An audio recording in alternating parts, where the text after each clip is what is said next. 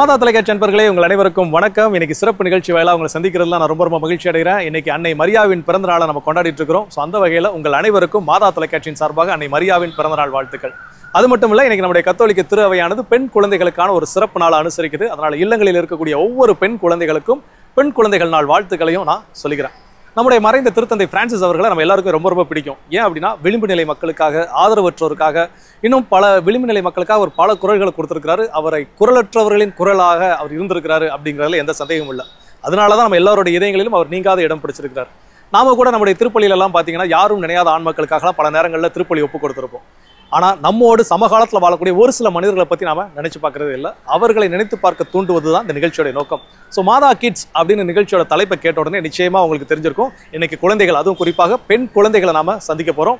So அந்த பெண் குழந்தைகள் எங்க இருக்கிறவங்க அப்படின்னு பாத்தீங்கன்னா, Franciscan sisters of saint Joseph's, அதாவது புனித யோசேப்பின் பிரான்சிஸ்கன் அருட்சகோதரிகள் இல்லத்தை நடத்தக்கூடிய சென்ட் ஜோசப்ஸ் கான்வென்ட்ல இருக்கக்கூடிய குழந்தைகளை தான் நாம சந்திக்க போறோம். ஸோ அவங்க காத்துட்டு இருக்கிறாங்க நமக்காக. வாங்க அவங்களை போய் சந்திக்கலாம்.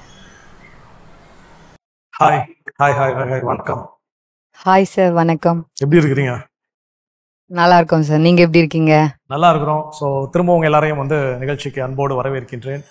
ஸோ ஃபர்ஸ்ட் ஆஃப் ஆல் உங்க எல்லாருக்குமே என்னன்னா, பெண் குழந்தைகள் நாள் இன்னைக்கு நம்ம செலிப்ரேட் பண்றோம். ஸோ அதனால உங்க எல்லாருக்குமே பெண் குழந்தைகள் நாள் வாழ்த்துக்களை ஃபர்ஸ்ட் சொல்லிக்கிறேன். ஃபர்ஸ்ட் ஆஃப் ஆல் நீங்க உங்களை அறிமுகப்படுத்திக்கோங்க.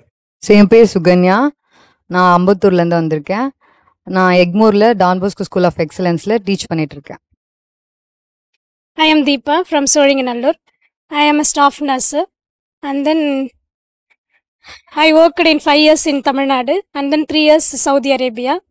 Now I again started to Europe country for working. So இப்போ உலகம் சுற்றும் வாலிபன் மாதிரி நீங்க உலகம் சுற்றும் இளம்பெண் அப்படின்னு. ஓகே, நீங்க சொல்லுங்க. என் பேர் சோஃபியா கிறிஸ்டி. நான் 3rd year BSc hotel management படிக்கிறேன், முடிக்க போகிறேன். ஃப்ரம் சென்ட் தாமஸ் மவுண்ட். சென்ட் தாமஸ் மவுண்ட்ல. நீங்க பாப்பா? என் பேர் ரேகா, நான் 9th ஸ்டாண்டர்ட் படிக்கிறேன். Send Joseph girls higher secondary ஸ்கூலில் படிக்கிறேன். ஸ்கூல் நேம் மறந்துருச்சா திடீர்னு? நீங்க சொல்லுங்க. என் பேர் நவ்யா, நான் 12th ஸ்டாண்டர்ட் பிஸ்னஸ் மேக்ஸ் குரூப்பில் படிக்கிறேன். சென்ட் ஜோசப் கேர்ள்ஸ் ஹையர் செகண்டரியில் படிக்கிறேன். சென்ட் ஆண்டனிஸ் ஹோமில் தங்கி படிச்சுட்டு இருக்கேன் இப்போ. ஸோ சிறப்பு. ஸோ மாதா கிட்ஸ் அப்படின்னா வேறு யாரும் இல்லை, நீங்கள் தான் மாதா கிட்ஸ். இன்னைக்கு ஷோவுடைய ஹீரோயின்ஸ் எல்லாமே நீங்கள் தான் ஹீரோயின்ஸ் அப்படின்னு சொன்னாங்க. சோஃபியாவுக்கு பயங்கரமாக வெக்கம் வந்துருச்சு. ஸோ ஓகே, இன்னைக்கு நம்ம சின்ன சின்ன ஷேரிங், சின்ன சின்ன கேம்ஸ். ஸோ ஃபஸ்ட்டே என்ன அப்படின்னா, ஒரு சின்ன கேமோட நம்ம ஸ்டார்ட் பண்ணலாம். அங்கே ரேகா, ஏய் பாவி, தொடக்கத்தில் என்னடா சொன்ன நீ, மேக்ஸ் எல்லாம் கேட்க மாட்டேன்னு சொன்னேன், இப்போ ஷோ ஸ்டார்ட் ஆனோன்னு கேட்கி, அப்படி தானே நினச்சா ரேகா? அப்படி தானே? அப்படி இல்லையா? இல்லை, சரி ஓகே. எல்லாருமே இதில் ஆன்சர் பண்ணலாம். ஓகேவா? யாருக்கு ஆன்சர் தருதோ ஆன்சர் பண்ணலாம். மேக்ஸ் ஆனால் சிம்பிள் அடிஷன் அண்ட் சப்ராக்ஷன் மட்டும்தான். ஓகேங்களா? Addition and subtraction. அடிஷன்னா என்னது? பெருக்கல் இல்லையா? அடிஷன்னா பெருக்கல் தானே? அப்படியா? எனக்கு பெருக்கல்னு சொல்லி கொடுத்தாங்க இல்லையா? மல்டிபிள். இங்கேயே கன்ஃபியூஷன். அடிஷன்னா கூட்டல்னு சொல்றதா இல்லை இந்த ஆள் சொல்றதுக்கு ஏற்ற மாதிரி பெருக்கல்னு சொல்றதா? ஓகே, கூட்டல் கழித்தல். ஓகேங்களா? ஸோ அதுதான். இப்போ நீங்க ஒரு பஸ் ஓட்ட தெரியுமா? இருக்க கார் டிரைவ் நீங்களாம் ஸ்கூல் பிள்ளைங்க. நீங்க இல்லை, நீங்க உங்களுக்குலாம் இல்லை. சரி ஓகே, ஒருவேளை நீங்கள் இமேஜின் பண்ணிக்கோங்க, நீங்கள் ஒரு பெரிய பஸ் எடுத்துகிட்டு போகிறீங்க. ஓகேங்களா? உங்கள் சிஸ்டர்ஸ் எல்லாம் உங்களை என்ன சொல்லுவாங்க, நீங்கள் டூர், நீங்கள் தான் இன்சார்ஜ், நீங்கள் ஒரு டூர் கூட்டிகிட்டு போகணும் அப்படின்னு சொல்லி உங்களை இன்சார்ஜாக பண்ணி நீங்கள் தான் உங்கள் ஸ்கூல் அந்த வேன் என்ன இருப்பா, காலேஜோ உங்களுடைய ஸ்கூல் பஸ்ஸை எடுத்துகிட்டு போகிறீங்க. அந்த பஸ்ஸோடைய ஓவரால் சீட்டிங் கெப்பாசிட்டி என்ன அப்படின்னு பார்த்தீங்கன்னா 60 சீட்ஸ் அதில் இருக்குது. 60 சீட்ஸ். ஓகேவா? இப்போ அந்த பஸ்ஸை நீங்கள் என்ன பண்ணுறீங்க, இங்கே கான்வென்ட்லேருந்து எடுத்துகிட்டு அப்படியே வெளியே போகிறீங்க. போகிறப்போ அப்படியே சாந்தோம் வரைக்கும் என்ன பண்ணுறீங்க, போகிறீங்க. சாந்தோமில் போகிறப்ப சாந்தோம்லேருந்து என்ன பண்ணுறாங்க அப்படின்னா, நீங்கள் உங்கள் பேர் என்ன சொன்னீங்க? தீபா. தீபா கூட என்ன பண்ணுறாங்க அப்படின்னா, தீபாவுடைய ஃப்ரெண்ட்ஸ் எல்லாரும் ஒரு 10 பேர் என்ன பண்ணுறாங்க, அந்த பஸ்ஸில் ஏறுறாங்க. அப்புறம் அங்கேருந்து அப்படியே ட்ராவல் பண்ணி அடுத்த இடத்துக்கு என்ன பண்ணுறாங்க, போகிறாங்க. ஸோ அடுத்த இடத்துக்கு போகிறப்போ அங்கே நவ்யாவுடைய ஃப்ரெண்ட்ஸ் இன்னொரு 15 பேர் என்ன பண்ணுறாங்க, ஏறுறாங்க. ஸோ அப்படியே பஸ்ஸு ட்ராவல் பண்ணி போய்கிட்டே இருக்கல, சோஃபியாவோடைய காலேஜுக்கு என்ன பண்ணுது, பஸ்ஸு போய் நிற்குது. அந்த காலேஜில் பார்த்தீங்கன்னா ஒரு 10 பேர் திரும்ப என்ன பண்ணுறாங்க, ஏறுறாங்க. அந்த டைம் அவங்க தீபாவுடைய ஃப்ரெண்ட்ஸு, நாங்கள் 5 பேர் வரலன்னு சொல்லிட்டு பஸ்ஸில் இருந்து என்ன பண்ணிட்டாங்க, இறங்கிட்டாங்க. ஓகேங்களா? இப்போ அந்த பஸ்ஸை ஓட்டுற டிரைவருடைய வயசு என்ன? ஆக்சுவலி பஸ்ல 30 மெம்பர்ஸ் இருக்கிறாங்க, பிளஸ் டிரைவரோட சேர்த்து 31. இதுல வயசு எங்கடா நான் போய் கால்குலேட் பண்ணேன்? நான் தொடக்கத்திலே ஒன்று சொன்னேன், ஞாபகம் இருக்கா? யார் பஸ் ஓட்டுறா? பஸ்ஸை ஓட்டுறது யாரு? நீங்க தான். அப்ப பஸ் டிரைவர்ஸோட ஏஜ் என்ன உங்களுடைய? கரெக்ட் 31. இல்ல இது வந்து போங்க. இல்ல என்னோட ஏஜ் 31 தான். அது கரெக்ட். நான் எக்ஸ்பிளைன் பண்ணதுக்கு அப்புறம் 31 சொல்றது ரியல் ஏஜ் 31 சொல்லிட்டு இருக்கேன். அது ஓகே. நான் என்ன சொல்றேன், நீங்க கால்குலேஷன்ஸ் என்ன பண்ணீங்க, பஸ்ல 30 பேர் இருக்கு. நான் கூட மறந்துட்டேன் எத்தனை பேர் பஸ்ல இருக்கிறாங்கிறது. தீபா அதெல்லாம் ஓகே, 10 பேர், அடுத்து 15 பேர் அப்படின்னு சொல்லி கால்குலேட் பண்ணிடலாம். கரெக்டா 31 சொல்லி அவங்க லக்குக்கு என்ன ஆயிடுச்சு, வந்துருச்சு. ஸோ ஒவ்வொருத்தரோட ஏஜ் தான் இதுக்கு ஆன்சர் அப்படிங்கிறது. ஸோ ஃபர்ஸ்ட் முன்னாடி சொன்னதான் மேட்ரு. அதுக்கப்புறம் சொன்ன எல்லாமே என்ன அப்படின்னா உங்களை கன்ஃபியூஸ் பண்றதுக்காண்டி இங்க 10 பேர் ஏறினாங்க, அங்க 15 பேர் ஏறினாங்க சொல்லி. சரி ஓகே, இப்போ நம்ம என்ன பண்ணலாம், ஒரு சின்ன ஷேரிங். எல்லாருக்குமே லைஃப்ல வந்து டஃப்பான சிச்சுவேஷன்ஸ் அப்படின்னு சொல்லி எல்லாருக்கும் இருக்கும். இது யாரை கேட்டாலும் என்னெல்லாம் நீங்க கேட்டீங்க உங்க லைஃப்ல டஃப்பான சிச்சுவேஷன் சொல்லுப்பான்னா குப்பலாரி வச்சு அள்ளி போடுற அளவுக்கு என்ன பண்ணணும்னாலும் கதை சொல்லுவேன், என்கிட்ட என்னெல்லாம் நடந்துச்சு தெரியுமா அப்படின்னு சொல்லி. ஸோ இப்போ அது மாதிரி எல்லாருக்குமே டஃப்பான சிச்சுவேஷன்ஸ் அப்படிங்கிறது காமனான ஒன்று. நீங்க உங்க வாழ்க்கையில இது என்னுடைய வாழ்க்கையில் நான் கடந்து வந்து ரொம்ப கடினமான தருணம் இது அப்படின்னா எதை சொல்லுங்க, உங்க லைஃப்ல நடந்த ஒரு இன்சிடென்ட் அப்படின்னா? தீபா சொல்லுங்க. டஃப்பான சுச்சுவேஷன் அப்படின்னு பார்த்தோம்னா பர்சனல் லைஃப்பில் நான் ஒரு ஃபோர்த்து நினைக்கிறேன், 4th to 5th போகிறப்போ அப்பா இறந்துட்டாங்க. பட் அப்போ வந்து அது எனக்கு பெருசாக தெரியல. அது அந்த ஏஜ் வந்து எப்படின்னா அப்பா இதுக்கப்புறம் இருக்க மாட்டாங்க அப்படின்ற ஒரு லைஃப் எனக்கு அப்போ தெரியல. அப்போ எனக்கு டஃப் தெரியல, அதோட வழி அப்போ எனக்கு தெரியல. ஆனால் அதோட எல்லாமே வந்துட்டு பார்த்திங்கன்னா FSJ காங்கிரிகேஷன் தான். அந்த இறந்ததுக்கான சடங்கு முறைகள் பண்ணுவாங்கள்ல, எல்லாமே each and every thing they will do. அவங்க தான் எல்லாமே பண்ணது. அப்போ வந்து ஒரு டைம் தான் நான் அழுதேன். எனக்கு தெரிஞ்சு அப்பா இறந்துட்டாங்க அப்படின்றப்போ ஒரு டைம் அழுதேன். அதுக்கப்புறம் உள்ள கல்லறையில் வைக்கிறப்போ ஒரு டைம் அழுதேன். ஸோ 2 times தான் அழுதேன். ஆனால் அதோடைய பிரதிபலிப்பு வந்து எப்படி இருக்குன்னா இப்போ தான் அதை ஃபீல் பண்ணுறேன். நம்ம லைஃப்பில் ஒரு பர்சன் நமக்கு இருக்கணும்னா அது வந்து மெயின் விஷயம் வந்து அப்பா தான் அப்படின்றத இப்போ ஃபீல் பண்ணுறேன். அதான் என்னோட லைஃப்பில் எனக்கு நான் ஸ்ட்ரகிள் பண்ணது. கண்டிப்பாக கடினமான தருணமாக நீங்கள் ஃபேஸ் பண்ணுற விஷயங்கள். ஓகே, நீங்கள் நவ்யா நீங்கள் சொல்லுங்களா. எனக்கான லைஃப்பில் ஸ்ட்ரகிள் பண்ண விஷயம் என்னென்னா, இப்போது எங்கள் அப்பா ரீசெண்டாக தான் இறந்தார். இறந்தப்போ தான் அவர் இல்லைன்னா, அப்பா இல்லைன்னா ஒரு லைஃப் இல்லை. அப்பா இருந்த வரைக்கும் எந்த கஷ்டமும் தெரியல. ஏன்னா அப்பா இருந்தப்போ கஷ்டம் தெரியாத வளர்த்தாரு எங்களை. எல்லாருமே சண்டை போட்டாங்க. இந்த மாதிரி அப்பா நீ உன்னால் தனியாக வளர்க்க முடியாது, அம்மா இல்லாமல் பசங்களை வளர்க்க முடியாது, அதுவும் பொம்பளை பசங்க வளர்க்க முடியாது அப்படின்னாரு. ஆனால் எங்கள் அப்பா இல்லை, நான் தான் என் பசங்களை வளர்ப்பேன், அந்த ஒரு ஸ்ட்ராட்டஜி வச்சு எங்களை ஒரு 10 years வளர்த்தாரு. தனியாக நின்று யாரோட உதவியும் இல்லாமல் 10 years நின்று வளர்த்தாரு. இப்போ அவரால் உடம்பு வீக்னஸ், அவரோட பாடி கண்டிஷன் சரியில்லாமல் அவர் இப்போ தான் ரீசெண்டாக இருந்தார். அவர் இல்லாதப்போ தான் அந்த கஷ்டம் எங்களுக்கு தெரிஞ்சுது. அது வரைக்குமே கஷ்டம் தெரியாதவங்க இப்போ இல்லைன்னொன்னே இப்போது மற்ற பசங்களோட ஃபேமிலி பார்க்குறப்போ கொஞ்சம் இதுவாக இருக்கும். இப்போது நம்ம வீட்டில் அப்பா இருந்தால் இப்படி தானே பண்ணியிருப்பாரு, அது மாதிரி ஒரு ஃபீலிங்ஸ் இருக்கும். பட் இருந்தாலும் வெளியில் காட்டிக்க மாட்டோம். கண்டிப்பாக. ஸோ உங்களுடைய வாழ்க்கையில் ஒரு கடினமான தருணமாக தான் சொல்கிறீங்க. நீங்கள் சுகன்யா, நீங்கள்? ஸோ என்னோடதில் பார்த்தீங்கன்னா எங்கள் சிஸ்டர்ஸ் தான் மோஸ்ட் ஆஃப். எனக்கு வந்து அம்மா அப்பா கிடையாது. அப்பா இருக்காங்க, பட் அவங்க செகண்ட் மேரிட். அவர் எங்களுக்கு லைஃப் ஸ்டைல் சப்போர்ட் பண்ணவே இல்லை. ஸோ சிஸ்டரில் சின்ன வயசுலேருந்து சிஸ்டருக்கு தான் வளர்த்தாங்க. ஸோ பிஎட் முடிஞ்சு மேரேஜ் அப்போவுமே கூட அப்போ தான் வந்து ரொம்ப பேரண்ட் இல்லை அப்படி. அது வரைக்கும் சிஸ்டர்ஸ் எங்களை நல்லா பார்த்துட்டாங்க. இப்போ வரைக்கும் அவங்க நல்லா பார்த்துக்கிறாங்க, இப்போ வரைக்கும் பார்த்துட்டு தான் இருக்காங்க. பட் அந்த செகண்ட் வந்து நமக்கும் பேரண்ட்டும் ஒருத்தவங்க அந்த இடத்துல இருந்திருந்தா இன்னும் எவ்வளோ சந்தோஷமாக இருந்திருக்கும். இப்போ ஆஃப்டர் மேரேஜ் நீங்கள் பார்த்தீங்கன்னா ஒவ்வொரு விஷயத்துக்குமே வந்து பேரண்ட் வந்து நிற்கணும், அவங்க வந்து முறை செய்யணும், அப்படி இப்படின்னு நிறைய ஃபார்மாலிட்டிஸ் இருக்குது.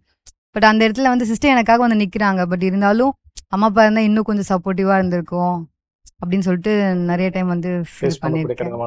பட் அது எல்லாமே கிரெடிட் வந்து எங்கள் FSJ சிஸ்டர்ஸ் தான். அவங்க தான் இப்போ வரைக்கும் என்னோட மேரேஜ்லேயும் எங்கள் சிஸ்டர்ஸ் ஃபாதர்ஸ் தான் வந்து அதிகமாக இருந்திருப்பாங்க. அவங்களோட சப்போர்ட்னால தான் அந்த பெயின் எல்லாம் தாண்டி இப்படி ஒரு சக்ஸஸ்ஃபுல்லான லைஃப் வந்து நான் லீட் பண்ணிட்டு இருக்கேன். கண்டிப்பாக. சூப்பர் சுகன்யா.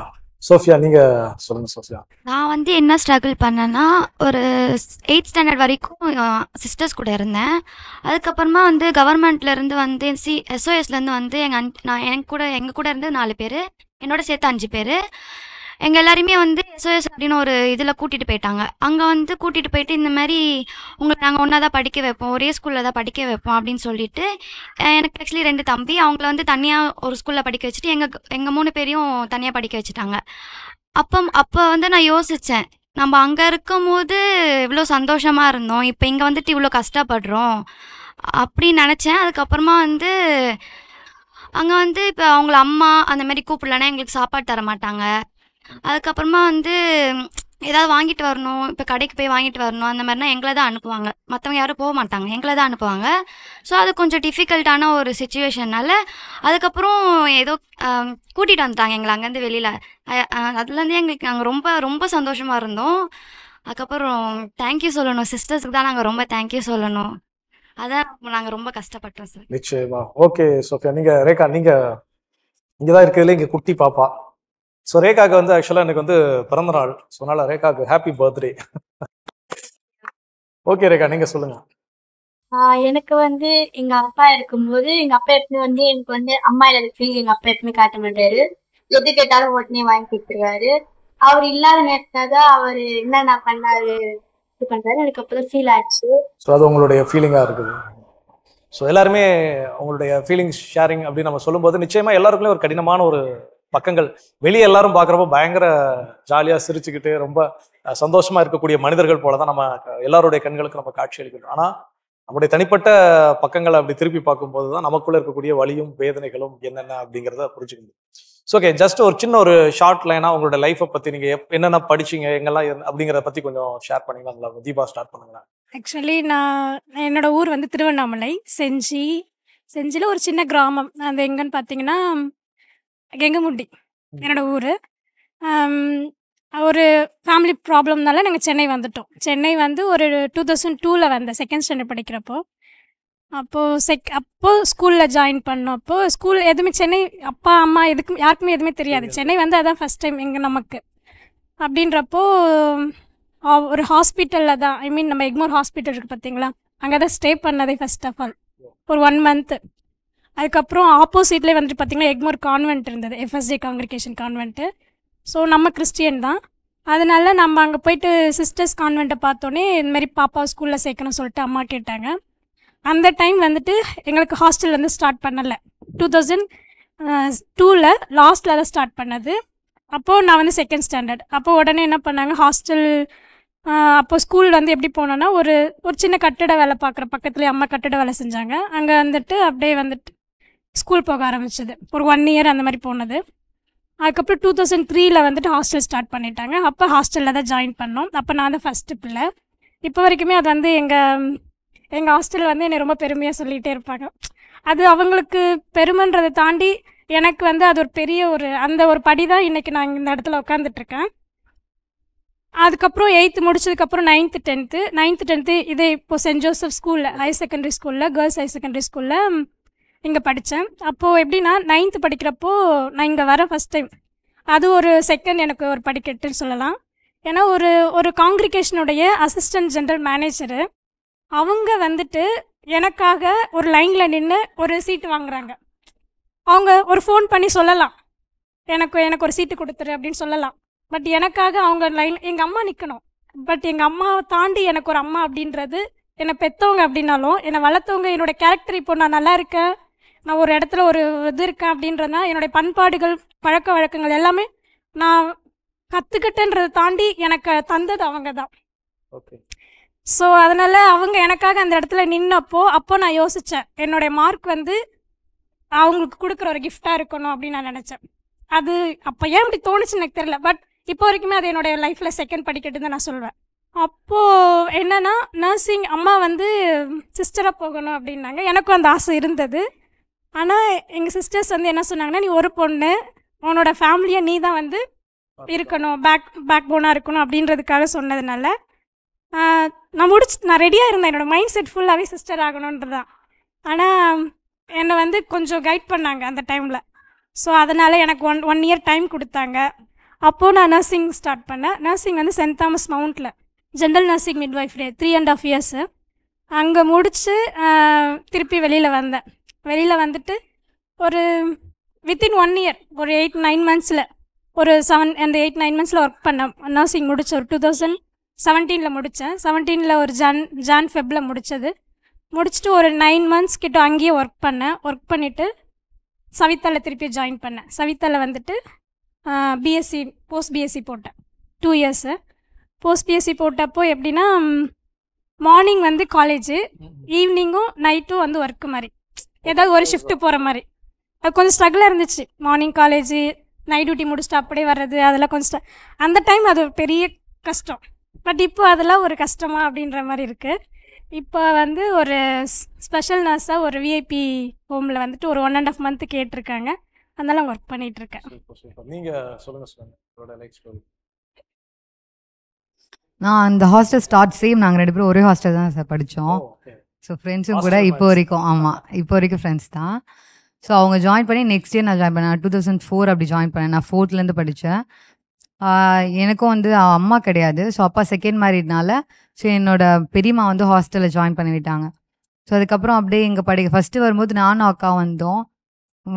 அப்போ அக்கா இருக்கான்ற ஒரு தைரியத்தில் வந்து ஹாஸ்டலில் வந்துட்டோம். பட் அதுக்கப்புறம் அக்கா போயிட்டாங்க. ஸோ அதுக்கப்புறம் தனியாக எப்படி நம்ம இருப்போம் அக்கா இல்லாமல் அப்படி சொல்லிட்டு கொஞ்சம் ஸ்டார்டிங்கில் ரொம்ப பயமாக இருந்துச்சு.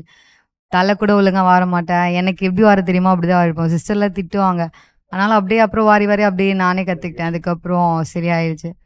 அப்புறம் அங்கேயே படித்தோம். அங்கேருந்து 8th வரைக்கும் அங்கே படித்தோம். அதுக்கப்புறம் இங்கே சென்ட் ஜோசப்ஸ் ஜூலையில் வந்து 9th 12th வரைக்கும் முடித்தோம். அதுக்கப்புறம் திரும்ப சிஸ்டர்கிட்டே போயிட்டு காலேஜ் பிஎட் ஜோலார்பேட்டில் வந்து பிஎட் பண்ணேன். காகிதம் இல்ல மவுண்ட் அங்கே வந்து தமிழ் பிஎட் போட்டிருந்தோம்.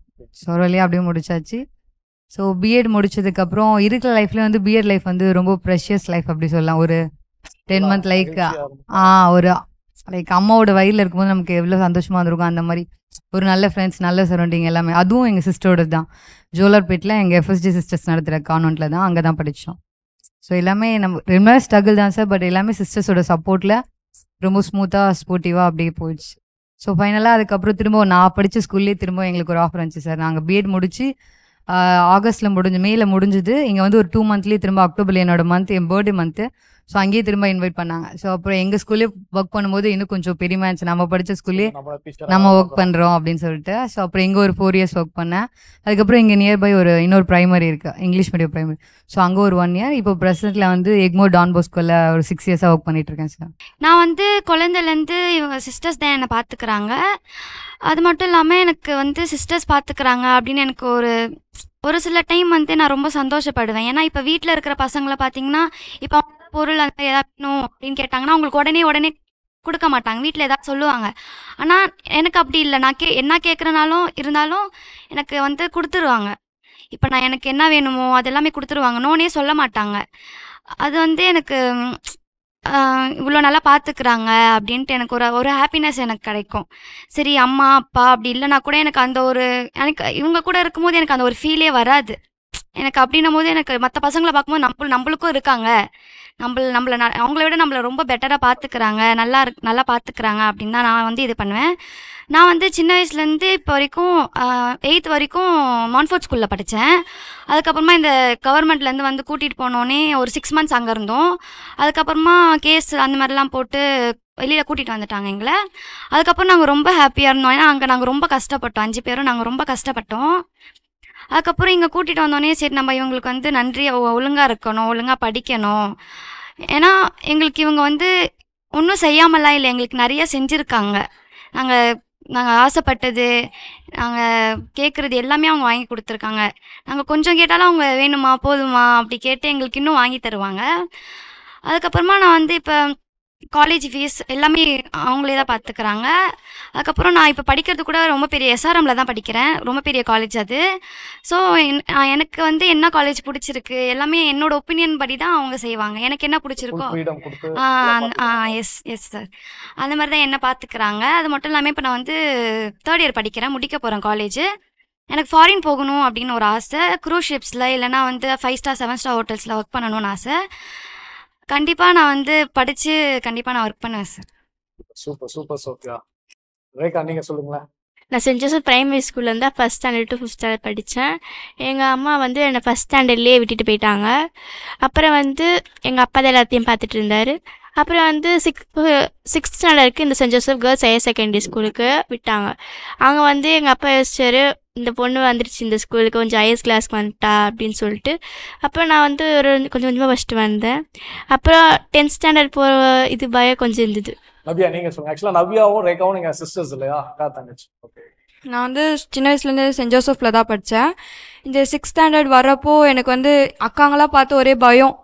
இவங்கள மாதிரி நம்ம வேற இவங்களாம் வேற ரகடாக இருக்காங்க, எப்படி சமாளிக்க போகிறோம், நிறைய ஸ்ட்ரகிள்ஸ்லாம் இருக்கோ, எப்படி இது பண்ண போகிறோன்னு. அப்பா வந்து எதுக்கும் பயப்படாத, நீ போ, தைரியமாக படி அப்படின்னு சொன்னார். அப்போ எனக்கு இந்த டீச்சர்ஸில் பார்த்தீங்கன்னா மலர்விழி மிஸ்ன்னு ஒரு மிஸ் இருக்காங்க. அவங்க தான் வந்து எனக்கு ஃபுல் சப்போர்ட் கொடுத்து எல்லாமே வந்து நீ படி, நான் உன்னை பார்த்துக்கிறேன், நான் டிசிப்ளினாக இருக்கானா எல்லாமே அவங்க வந்து என்னை வந்து ஒரு அவங்களுடைய டாட்டர் மாதிரி என்னை பார்த்தாங்க. அப்புறம் ஏதாவது படிப்பில் ஏதாவது டவுட் இருந்தாலோ ஏதாவது வேணும்னு கேட்டால் கூட எங்கள் மிஸ்ஸை செய்வாங்க. நிறைய மிஸ்ஸுங்க சிஸ்டர்ஸ் வந்து நிறைய சப்போர்ட் பண்ணாங்க. அம்மா இல்லைன்ற ஒரு காரணத்தில் இல்லாமல் வந்து ஒரு ஸ்டூடெண்ட்டாக வந்து எனக்கு நிறைய சப்போர்ட் கொடுத்து நீ வந்து நல்லா படி என்கரேஜ் பண்ணி நிறைய படித்து 10th வந்து 363 ஸ்கோர் பண்ணேன். அவங்க சப்போர்ட் இல்லாமல் என்னால் இதை வந்து ஸ்கோர் பண்ணியிருக்க முடியாது. அவங்களுடைய சப்போர்ட்டும் எங்களுடைய அப்பாவோட சப்போர்ட் இல்லாமல் என்னால் இதை ஸ்கோர் பண்ணியிருக்க முடியாது. அதே மாதிரி 11th குரூப் எடுக்கிறப்போ ஒரு கன்ஃபியூஷன் இருந்தது, என்ன படித்தா வந்து ஃபேமிலியை காப்பாற்றலாம். அப்புறம் 11th பப்ளிக் வர ஒரு 2 மாதத்துக்கு முன்னாடி January 25 எங்கள் அப்பா இறந்துட்டார். அதனால் என்னால் February பாதி வரைக்குமே என்னால் ஸ்கூலுக்கு வர முடியல. என்னாலுக்கு அந்த படிப்பும் நின்றுச்சு. என்ன படிக்கிறது, ரிவிஷனும் எதுவும் பண்ணலை. ஊரில் தான் இருந்தேன், ஆந்திராவில். அப்போ வரைக்கும் என்ன பண்ணுறதுன்னு தெரியல. அப்போ தான் வந்து சொந்த ரிலேட்டிவ்ஸ்லாம் முடிவு பண்ணி ஹாஸ்டலில் சேர்ந்து படிக்கிறியா அப்படின்னாங்க. அப்போ கூட எதுக்கு, வேண்டாம், உங்களுக்கு எது கஷ்டம்னா. இருந்தாலும் வந்து எங்கள் மிஸ்ஸுங்க சுஷ்மிதா மிஸ் வந்து எனக்கு வந்து ரெஃபர் பண்ணி நீ படி அப்படின்னு சொல்லி மலர்விழி மிஸ் எல்லாருமே சேர்ந்து எனக்கு வந்து சென்ட் ஆண்டனிஸ் ஹோமில் வந்து பேசினாங்க. அங்கே பேசி ஹாஸ்டல் வந்து சேர்த்து விட்டாங்க. அப்புறம் அவங்க வந்து எனக்கு வந்து சப்போர்ட் பண்ணி எங்கள் சிஸ்டர் வந்து ஸ்டெல்லா சிஸ்டர் வந்து சப்போர்ட் பண்ணி நீ படி, உன்னால் முடியும், இருந்தாலும் நீ வந்து இது பண்ணிக்காத, ரொம்ப நேரம் இருக்குது, நீ வந்து டைம் எடுத்து படின்னு சொல்லி எனக்கு என்கரேஜ் பண்ணி படிக்க வச்சாங்க. இருந்தாலும் நான் ஸ்கோர் கம்மியாக தான் எடுத்திருக்கேன். இருந்தாலும் எனக்கு அந்த மார்க்கே பெரிய விஷயம் அப்படின்ற மாதிரி இருக்குது. நான் இப்போ வந்து 12th வந்து நான் வந்து நிறைய மார்க் எடுத்து இப்போது என்னை படிக்க வைக்கிற எனக்கு சப்போர்ட் பண்ணுற எல்லாருக்குமே ஒரு பெருமை சேர்க்கணும், என்னை பார்த்துக்கிறவங்களுக்கு நான் ஒரு பெருமை சேர்க்கணும், எனக்கு அப்புறம் வர ஜென்ரேஷனுக்கும் நான் ஒரு ரோல் மாடலாக இருக்கணும், எல்லாரோட சப்போர்ட்டில் இருந்து எப்படி வந்து ஒரு தனியாளாக நின்று படிக்கணும், யாரோட சப்போர்ட் இல்லாமல் எப்படி வந்து ஒரு தனியாளாக நின்று ஜெயிக்கணுன்ற சக்ஸஸ் ஆகணும் லைஃப்பில் ஒரு ஆசை. டீச்சர் ஆகிட்டு நிறைய பசங்களுக்கு ஃப்ரீ கோச்சிங் எடுக்கணும்னு ஆசை. ஒரு ஃப்ரீ இன்ஸ்டிடியூஷன் வச்சு ஏழை பசங்களுக்கு எல்லாருக்குமே ஒரு இதுவாக எடுக்கணும், ஃப்ரீயாகவே எல்லாமே கோச் பண்ணணும். அவங்களும் ஒரு 2-3 பசங்களை என்னால் முடிஞ்ச அளவுக்கு எல்லாருமே படிக்க வைக்கணும். So super Navya. ஆக்சுவலாக ஏற்கனவே இங்கே ஒரு டீச்சர் சுகன்யா இருக்கிறாங்க, இப்போ அடுத்த டீச்சர் ஒருத்தவங்க ரெடி ஆகிட்டு இருக்கிறாங்க இல்லையா, நவ்யா அப்படின்னு சொல்லி.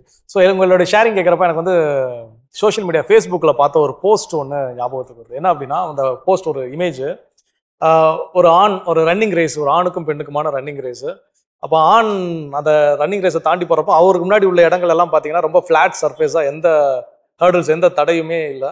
ஆனால் அதே இந்த ஒரு பெண் அப்படின்னு ஓடுறப்போ பார்த்தீங்கன்னா மனைவி அப்படிங்கிற பொறுப்பு, அலுவலக பொறுப்பு அப்படின்னு சொல்லி இன்னும் 2-5 அடி பின்னாடி தள்ளி, உங்களுடைய ஷேரிங்ஸ் கேட்குறப்போ இன்னும் அதுக்கும் பின்னாடி எவ்வளவோ தடைகளை தாண்டி இன்னைக்கு வந்து அதுக்கு நிச்சயமாக நவ்யா நீங்கள் கண்டிப்பாக ஒரு டீச்சராக வருவீங்க அப்படிங்கிற எந்த சந்தேகம் இல்லை. ஏன்னா அவங்க முன்னாடி ஒருத்தவங்க வாழும் உதாரணம் சுகன்யா வந்து இருக்கிறாங்க, ஆல்ரெடி ஒரு டீச்சர் அப்படிங்கிறப்போ. ஸோ நிறையா இப்போ ஒரு சின்ன கேம் திரும்ப விளையாடுவோம், ஓகே? இப்போ வந்து கொஞ்சம் உஷாராக இருப்பீங்க, என்னடா கேமில் என்ன செய்யறது. தடவை தான் நாங்கள் ஏமாந்த ஒரு திரைப்படத்தில் சொன்ன துண்டு ஒரு தடவை தான் தவறும் அப்படின்னு சொன்ன மாதிரி இப்போல்லாம் உஷாராக இருப்பீங்க. சின்ன கேம் என்ன அப்படின்னா, நம்பர்ஸ் கவுண்ட் பண்ண போகிறேன், வேற ஒன்றும் இல்லை. நம்பர்ஸ் கவுண்ட் பண்ணலாம். நம்பர்ஸ் கவுண்ட்னா எப்படி 1 2 3 4 அப்படி பண்ணலாம், ஓகேங்களா? அவ்வளோதான், வேற ஒன்றும் கிடையாது. ஓகே, நீங்கள் 1 சொன்னீங்கன்னா நீங்கள் 2, நீங்கள் 3, நான் 4, நீங்கள் 5 6 அகைன் 7 8 9, நான் ஸ்டாப் சொல்கிற வரைக்கும் போயிட்டு இருக்கோம். இப்படி கேம் விளையாடுமா சிம்பிளா? இல்லை, அங்கே தீபா வந்து அவங்க மைண்டுக்குள்ள ஒரு மைண்ட் வாய்ஸ் கேட்குது, இவன் இப்படி சாதாரணமாலாம் விட மாட்டானே, இவன் 1 2 3 என்றதெல்லாம் ஒரு கேமா வச்சிருப்பானா, வாய்ப்பு இல்லையே அப்படின்னு சொல்லிடுறேன். ஜஸ்ட் என்ன அப்படின்னா, எங்கெல்லாம் 7 கவுண்ட் 7 7 மடங்கு வருதோ, ஓகே? ஸோ நம்பர் 7 வரப்போ 7 என்ன பண்ணக்கூடாது, சொல்லக்கூடாது, ஓகேயா? நம்ம இப்போ நவ்யால இருந்து ஸ்டார்ட் பண்ண போறோம். ஸோ 7 யாருக்கு வருதோ அவங்க என்ன பண்ணக்கூடாது, 7 அப்படிங்கிற வேர்ட் யூஸ் பண்ண கூடாது. அதுக்கு பதிலாக நீங்க டைரக்ஷன் தான் காட்டணும். ஸோ நீங்க என்ன பண்ணணும், ஒன்று உங்க தங்கச்சி பக்கம் ரேகா பக்கம் டைரக்ஷன் காட்டினா ரேகா 8 9 10 அப்படின்னு நான் என்ன பண்ணுவேன், இப்படி ஸ்டார்ட் பண்ணுவேன். ஒரு நீங்க ஆப்போசிட் டைரக்ஷன் காட்டிட்டீங்கன்னா நீங்க என்ன பண்ணும், தீபா 8 9 10 அப்படிங்கிறத ஸ்டார்ட் பண்ணும். அகைன் 14 யாருக்கு வருதோ அவங்களும் அதே மாதிரி 14 என்ன பண்ணக்கூடாது, சொல்லக்கூடாது. அப்போ 7 மடங்கு என்னது, 7 14 21 28 35 42 49. ஐயோ 7th டேபிளா? ஓகேயா, ஒரு ட்ரை பண்ணுவோமா, யார் அவுட் ஆறாங்கன்னு பார்ப்போமா ஃபர்ஸ்ட். ஓகே, நவ்யா ஸ்டார்ட் பண்ணுங்க. நவ்யா 1 3. 4. 5. 6. எந்த பக்கம் காட்ட? இல்ல இப்ப அவங்க தீபாவளில இருந்து ஸ்டார்ட் பண்ணலாம். அவங்க தீபாவளில தான் இமிடியேட் நெக்ஸ்ட் தீபாவளி. 8. 9. 10. 11. 12. 13. இவங்ககிட்ட இருந்து காட்டணும். அவ இது பக்கத்துல இருந்தவங்க இமிடியேட்டா ஸ்டார்ட். நான் தான் ஸ்டார்ட் பண்ணுவோம். சரி 15. ஓகே, இவங்க புது ரூல்ஸ் சொல்லிருக்காங்க. அப்ப யாரை கை காட்டுறாங்களோ அவங்க ஸ்டார்ட் பண்ணிருங்க. 15. Again Sophia. 16. 17. 18. 20. தப்பு. 18. ஓகே 19. 20. என்னவா கையை காட்டுறீங்க? நீங்களே ஸ்டார்ட் பண்ணுங்க. 22. 23. அகைன் 24. 25. 26. 27. 29. சூப்பர் நவ்யா, பயங்கர உஷாரு. 30. 31. 32. 33. 34. எல்லாத்துக்கும் இந்த பக்கம் கேட்குது. 34. அப்ப 30. 36. 37. 38. 39. 40. ரேகா தப்பிச்சுக்கிட்டே இருக்குது. ரேகா என்ன? 41. அகைன் நானு. இப்ப நவ்யா. 43. 44. 45. ஏங்க 45. 7. அப்ப அவுட்டா? டீச்சரே பாவம் கன்ஃபியூஸ் ஆயிட்டாங்க. இல்லங்க 35 தாங்க 7 இன் மடங்கு. 45 வராது. Okay okay okay. டீச்சரை வந்து கன்ஃபியூஸ் பண்ணலாம் பார்த்தா டீச்சர் டக்குனு ஐயோ 45 தப்பா சொல்லிட்டோமோ. 35 தான் 7 இன் மடங்கு, 45 கிடையாது. So okay, nice. சரி ஓகே, இப்போ என்ன அப்படின்னா உங்களை பத்தி சொல்லியிருக்கிறீங்க. ஸோ உங்களுடைய லைஃப்ல நீங்க ஃபேஸ் பண்ண ஸ்ட்ரகிள்ஸ் அதெல்லாம் என்ன பண்ணிருக்கீங்க சொல்லியிருக்கிறீங்க. இப்போ ஆல்ரெடி நான் ஒரு கேள்வி வச்சிருந்தேன். நவ்யா என்ன பண்ணிட்டாங்கன்னா பயங்கர பிரில்லியன்ட்டா அந்த கேள்வி நீ பின்னாடி தான் கேள்வி கேட்ப, முன்னாடி ஆன்சர் சொல்லலாம் அப்படின்னு சொல்லி என்னுடைய ட்ரீம் இதுதான். நான் ஒரு டீச்சர் ஆகணும், நான் வந்து நிறைய பேருக்கு ஃப்ரீயா எஜுகேஷன் கொடுக்கணும். ஸோ யாம் பெற்ற இன்பம் பெருக வையகம் அப்படிங்கிற மாதிரி பைபிளில் கூட அழகா ஒரு விஷயம் சொல்லியிருக்காங்க. கொடையாகவே பெற்றீர்கள், அதை கொடையாகவே கொடுங்கள் அப்படிங்கிற மாதிரி நான் வந்து அதை ஃப்ரீயா எல்லாருக்கும் சொல்லிக் கொடுக்கணும் அப்படின்னு சொல்லி அவங்களோட ட்ரீம் வந்து ஓப்பன் பண்ணிட்டாங்க. ஸோ இப்போ சோஃபியா, நீங்க உங்க ட்ரீம் என்ன வச்சிருக்கிறீங்க? ஆல்ரெடி நீங்க கொஞ்சம் சொல்லிட்டீங்க, அவங்க க்ரூஸ்ல நான் வந்து போகணும், அதுக்கு எங்க சிஸ்டர்ஸ் நோ சொல்ல மாட்டாங்கன்னு உறுதிப்பட சொல்லிட்டீங்க. இன்னும் வேற என்ன ட்ரீம்ஸ்லாம் இருக்குது? ரோட்டில் இருக்கிறவங்களுக்கு வந்து ஹெல்ப் பண்ணணும்னு ஆசை சார். அதுக்கப்புறமா வந்து இந்த மாதிரி ஆர்ஃபனேஜில் போயிட்டு அவங்களுக்கு கொஞ்சம் ஃபுட்டு கொடுக்கறது, க்ளோத்ஸ் கொடுக்கறது, அந்த மாதிரிலாம் எனக்கு ஒரு ட்ரீம் இருக்குது சார். ஆனால் அதை நான் கண்டிப்பாக பண்ணுவேன் சார் பெரிய ஆள் ஆனோடனே. அதுக்கப்புறமா வந்து நிறைய இருக்குது, என்னன்னு லிஸ்ட் வர மாட்டேங்க அப்படின்னு சொல்றீங்க. ஸோ ஓகே, சிம்பிளா அவங்கள சொல்ல வர நிறைய சோஷியல் சர்வீஸ் நிறைய விஷயங்கள் பண்ணணும் அப்படின்னு சொல்லி நீங்க சுகன்யா நீங்க சொல்லுங்க உங்களுடைய ட்ரீம்ஸ். ஸோ இப்போ நான் ஹாஸ்டலில் படிக்கும்போது நாங்கள் இப்போ அம்மா அப்பா இல்லை அப்படின்றத ஃபீல் பண்ணியிருக்கோம்ல சார். இப்போ இந்த ப்ரெசென்ட்டில் வந்து யார் ஹாஸ்டலில் இருக்காங்களோ ஸோ அவங்களோட ஹாலிடேஸ்க்கு வந்து நம்ம வீட்டுக்கு கூட்டிகிட்டு வர்றது, அவங்களுக்கு நம்மளால் முடிஞ்ச ட்ரெஸ்ஸஸ்ஸு, ஃபுட்டு, ஸோ நம்மளால் என்ன அவங்களுக்கு சப்போர்ட் பண்ண முடியுமோ சப்போர்ட் பண்ணுறேன் சார். இப்போ நான் பண்ணிட்டு தான் சார் ஆல்ரெடி இருக்கேன், இன்னும் நான் நிறையா பண்ணுவேன், பண்ணிகிட்டே இருக்கேன். நிச்சயமா சூப்பர். எனக்கு ஒரு டவுட் நீங்க சொல்லும்போது, இப்போ ஹாலிடேஸ்க்கு வந்து நமக்கு வீட்டுக்கு அனுப்புவாங்களா? அந்த மாதிரி இப்போ தெரியாத சார் கேட்கணும் பெர்மிஷன்ஸ். இப்போ நாங்கள் படித்தனால சிஸ்டருக்கு என்ன தெரியும், ஸோ அதனால அலோவ் பண்ணுவாங்க. கண்டிப்பா. நான் வந்து கேட்டேன் அப்படின்னா ஆள் மூஞ்சி முகரையும் சரியில்லை, இவனுக்கு நம்பி அனுப்பலாமா வேண்டாமா அப்படிலாம் யோசித்து அனுப்புவாங்களா? இப்போ நாங்கள் படிச்சிருக்கேன்ல சார், அதனால அவங்களுக்கு என்ன தெரியும். அப்படின்னா அதுக்கு ஃபார்மாலிட்டிஸ் இருக்குது சார், லெட்டர் மாதிரி எழுதி ஸோ இந்த டேட் நான் அவங்களை கூட்டிகிட்டு போகிறேன், இந்த டேட் அவங்களை ரிட்டர்ன் பண்ணுவேன். ஸோ இன்கேஸ் அதில் அவங்களுக்கு என்ன ஆனாலும் I have to take. Okay, அது ப்ரொசீஜர்ஸ் இருக்குது. நிச்சயமா சூப்பர். கண்டிப்பா நீங்க ஒரு புது தகவல் வந்து நிகழ்ச்சி பார்க்கக்கூடிய அன்பர்களுக்கு கண்டிப்பா நீங்க சொன்ன விஷயம் எல்லாரும் சிந்திச்சு பார்ப்பாங்க. அவங்களுடைய வெக்கேஷன்ஸ் நம்மளுடைய சொந்தக்காரங்க வீட்டுக்கு மட்டும் போறது இல்லாம இந்த மாதிரி குழந்தைங்களே நம்ம வீட்டுக்கு கூட்டிட்டு வந்து அவங்களோட ஒரு இரு வாரங்கள், ஒரு இரு மாதங்கள் அப்படின்லாம் இது பயங்கர மறக்க முடியாத ஒரு மெமரிஸா எல்லாருக்கும். நம்ம பசங்களுக்கும் அது ஒரு பாடமா இருக்கும்ல சார். நாளைக்கு அவங்க வளர்ந்து வரும்போதும் ஸோ அந்த ஜென்ரேஷன்ல பசங்க அவங்களும் அதே மாதிரி சப்போர்ட் பண்ணணும் அப்படின்ற ஒரு தாட் வந்து அவங்களுக்கும் உருவாகணும். கண்டிப்பா சூப்பர் சூப்பர் சொல்லுங்க, நல்ல ஒரு விஷயம் சொல்லியிருக்கீங்க. தீபா நீங்க சொல்லுங்க உங்களுடைய ட்ரீம். நான் நாஸ் ஆயிட்டேன், அடுத்து ஊசி போடணும் எல்லாருக்கும் அப்படியா? ட்ரீம் அப்படின்னு எதுவும் இல்லை. இப்போதைக்கு வந்து நார்மலாக ஒரு பர்சன் வந்து லைஃப்பில் செட்டில் ஆகணும் அப்படின்ற மைண்ட் தான் எல்லாருக்குமே இருக்கும். அந்த மாதிரி மைண்ட் தான் எனக்கு இருக்குது. பட் பர்சனலாக எனக்கு ஒரு விஷயம் பிடிக்கும். என்னென்னா, நம்ம வந்து டைம் ஒருத்தர் கூட ஸ்பெண்ட் பண்ணுறோம் அப்படின்னா நம்ம முன்னாடி யார் இருக்காங்களோ அவங்க நாலேஜை வந்து நம்ம அவங்க கிட்டேருந்து கற்றுக்கிற மாதிரி இருக்கும். அது வந்து நான் எங்கே கற்றுக்கிட்டேன்னா எங்கள் கான்வெண்ட்டில் தான். இப்போது நான் இங்கே ஸ்கூல் படிக்கிறப்போ இதே கான்வெண்ட் தான். ஸ்கூல் படிக்கிறப்போ இங்கே ஒரு 6-7 சிஸ்டர்ஸ் இருப்பாங்க வயசானவங்க. அவங்களுக்கு வந்துட்டு சுகர் பார்க்குறது, அதுக்கப்புறம் வந்துட்டு இங்கே இல்லை சென்ட் தாமஸில் மாற்றி சொல்லிட்டேன். சென்ட் தாமஸில் அந்த ஒரு சாட்டர்டே சண்டே அந்த டைமிங்கில் ஒரு 1 hour 2 hours டைம் தருவாங்க. அவங்களுக்கு போயிட்டு நெயில் கட் பண்ணி விடுறது, சுகர் பார்க்குறது, அவங்க கூட ஒரு 1 hour. ஏன்னா இப்போ வயசானவங்க வந்து எப்படின்னா யாராவது அவங்க கூட பேசணும். ஒரு ஏஜ் ஆனதுக்கப்புறம் அவங்க வந்து எப்படி ஆகிட்டாங்கன்னா அவங்களோட ஒர்க் அவ்வளோதான், சாப்பிடணும் தூங்கணும் அப்படின்னு அவங்களுக்கு ஒரு ரெஸ்ட் கொடுத்துடுறாங்க. ஆனால் அதை தாண்டி அவங்களோட ஹியூமன் வந்து என்ன யோசிப்பாங்கன்னா, ஏன்னா அவங்க ஆல்ரெடி அலோனாக தனியாக தான் இருக்கிறாங்க, சுற்றி அவங்கக்கிட்ட யாராவது ஒருத்தவங்க பேசணும் தான் யோசிப்பாங்க. ஸோ அந்த விஷயம் எனக்கு ரொம்ப பிடிக்கும். அவங்க கூட டைம் ஸ்பெண்ட் பண்ணுறது வந்து எனக்கு ரொம்ப பிடிக்கும். அதை வந்து நான் ஒரு மோர் தென் 3 years நான் அதை கண்டினியூ பண்ணேன். அதுக்கப்புறம் என்னால் முடியல அந்த விஷயத்த. என் ஓல்டேஜ் ஹோமுக்கு போய் விசிட் பண்ணுறது, அது நான் ஒரு மரியாயின் சென்னை குரூப்பில் இருக்கிறப்போ நான் அதை அவங்க கூட சேர்ந்து நான் பண்ணிகிட்டு இருந்தேன். அதுக்கப்புறம் நான் வந்ததுக்கப்புறம் அதை என்னோட லைஃப்பை பார்க்குற மாதிரி ஆயிடுச்சு. அது ஒரு ஆசை, பட் அதை என்னால் பண்ண முடியல. லைஃப்பில் திருப்பி பார்க்கணும், அதை பண்ணணும். அதுக்கான வாய்ப்புகள் அமையும், கண்டிப்பாக நல்லா பண்ணுங்க தீபா. ஸோ ஆல்ரெடி உங்கள் அக்கா சொல்லிட்டாங்க, ரேகா என்னோட ட்ரீம் வந்து டீச்சர் ஆகணும் அப்படின்னு சொல்லி. நீங்கள் உங்கள் ட்ரீம் என்ன வச்சுருக்கிறீங்க? என் ட்ரீம் வந்து பேங்க் மேனேஜ்மெண்ட் தான். அது ஆகணும் தான் என்னோடய எய்மே.